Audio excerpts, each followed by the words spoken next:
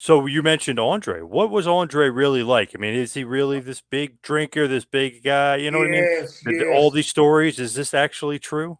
Yep. And now Andre, I got photos here, but they're on the phone that I'm using with you now. Otherwise, I'd show you Andre in New Zealand, 350 and 744. Now, the last show that he did with WWE, he was, he had knee surgery, and he was in Butch and my corner, the Bushwacker's corner, against the natural disasters. He was 540 pounds.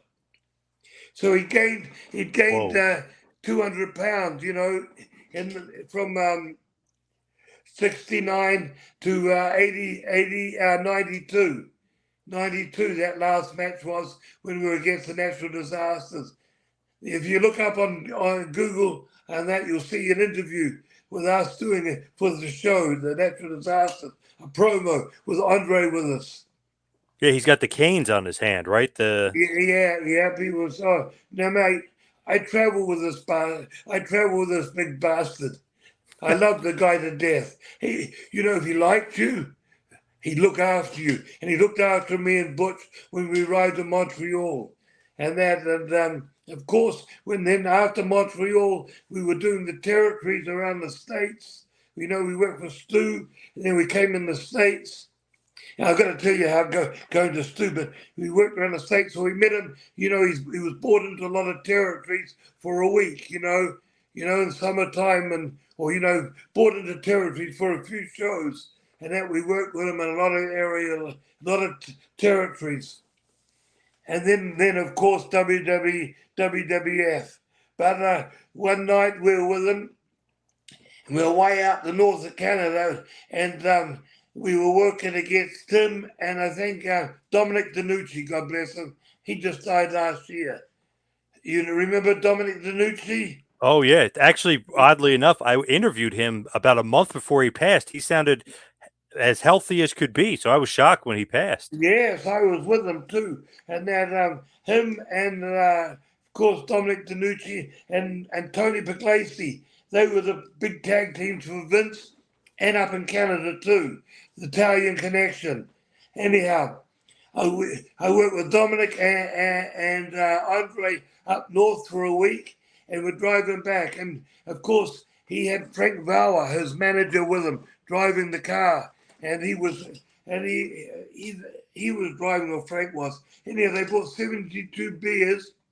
I'd say 2.5 hours later, we had to stop at a truck stop to get another 72.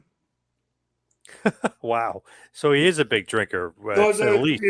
a can of beer would be 2 or 3 gulps. You know what I mean? Yeah, That I can was a see that. can. And that big hand would just go like that. That big hand would just go like that, and the can would be crushed. Bang!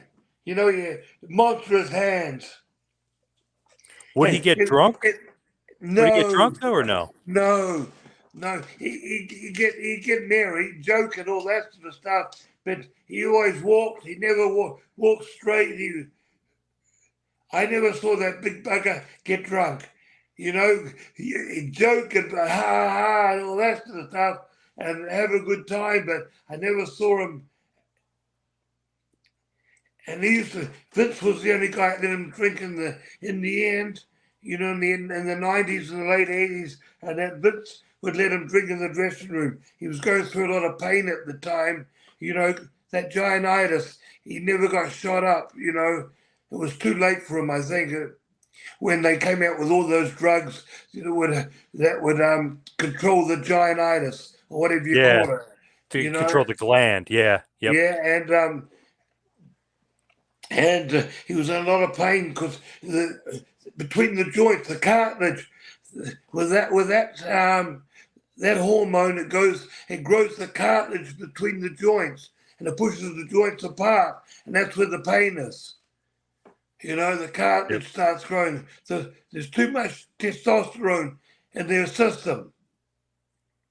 Yeah, for sure. Do you think he was drinking because he was in all that pain, or was he drinking for Yeah, yeah. for you know for I think fun no. too? In the end, he'd have before the show. He'd drink 2 bottles of red wine before a match. Yeah, that was to ease the pain and get his mind away from the pain. Of course, You know, that pain, you know, it's the same as people, the bodybuilders that take HGH. You see their forehead come out.